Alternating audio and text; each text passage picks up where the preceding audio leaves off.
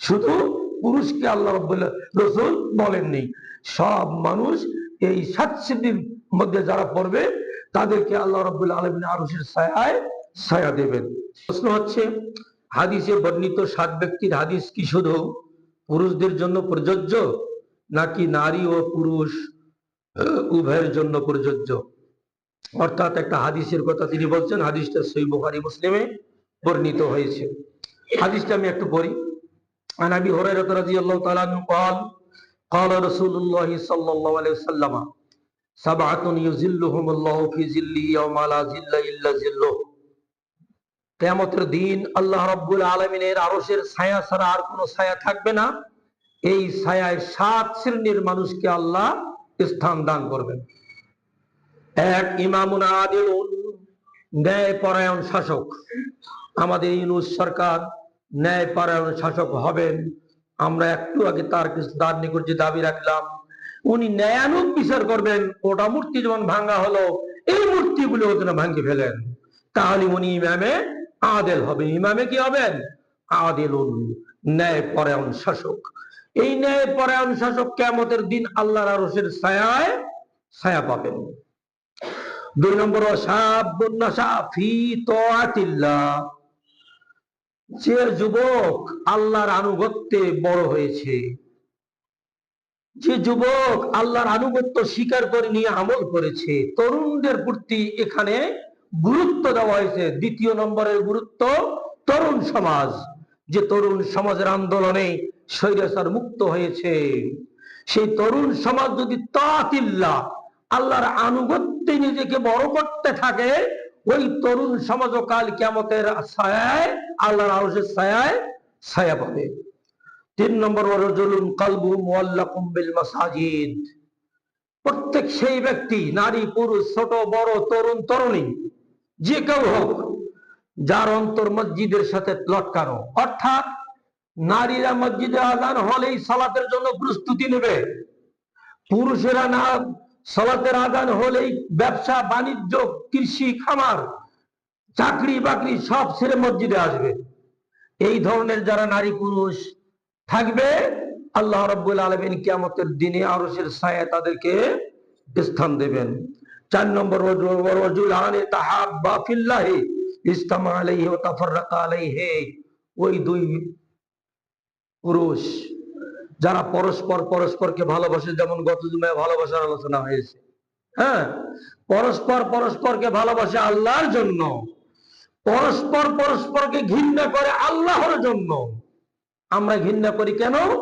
সে শিরকির কাজে লিপ্ত। যতই সে ভালো কাজ করুক, শিরকির কাজে লিপ্ত। এই জন্যই আমি তাকে কি করি? ঘৃণা করি। এই যে ঘৃণা করে, তাহাব্বা ফিল্লাহি ইজতামা আলাইহি ওয়া তাফাররাকা আলাইহি, আল্লাহর ওয়াস্তে মহব্বত ভালোবাসা করে একত্রিত হয়, আবার ওই ভালোবাসার কারণে আবার কি হয়? বিচ্ছিন্ন হয়। এই দেশের এই মানুষগুলি জান্নাতের আরশের ছায়ায় হবে।